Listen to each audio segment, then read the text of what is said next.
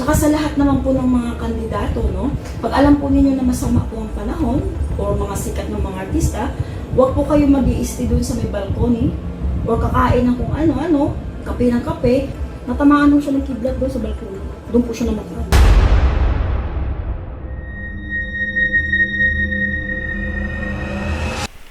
Hello po mga ka-PTV, sa video na ito ay tatalakayin natin ang tatlong bansa na lalamunin ng karagatan dahil sa malalakas na pagyanig ayon sa mga visions ni Madam Rudy Baldwin.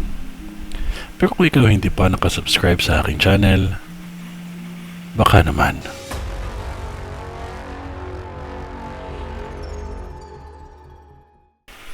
Nakikita ko sa Vietnam ang mga aksidente na halos sunod-sunod at pagyanig na halos magkakasunod-sunod na isa sa mga lindol ay sobrang lakas na siyang dahilan ng pagguho at sunog sa iba't ibang bahagi ng Vietnam.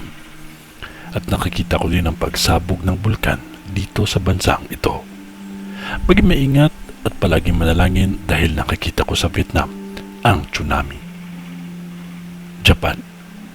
May nakikita pa akong panibagong mangyayari pa lamang na dalawang malalakas na lindol.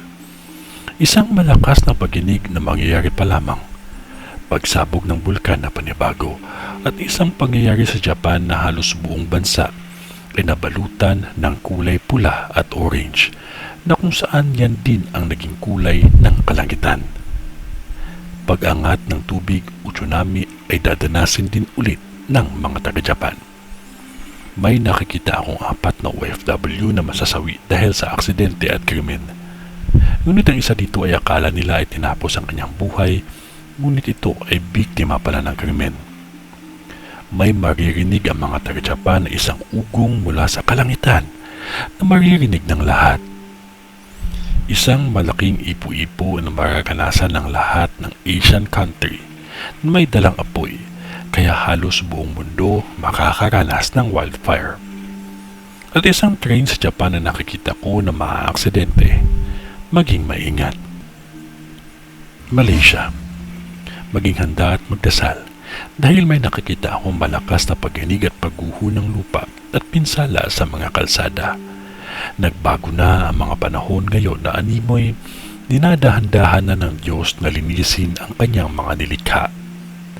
Mararanasan ng Malaysia ang malakas na bagyo. Isang malakas na bagyo na halos may ilang buhay na nawala at nasirang kabahayan. May nakikita akong 3 malalakas na pagyanig na naging sanhi ng matinding pinsala. Malakas at malaking ipo-ipo at mahabang guhit ng kidlat ay kanila din dadanasin.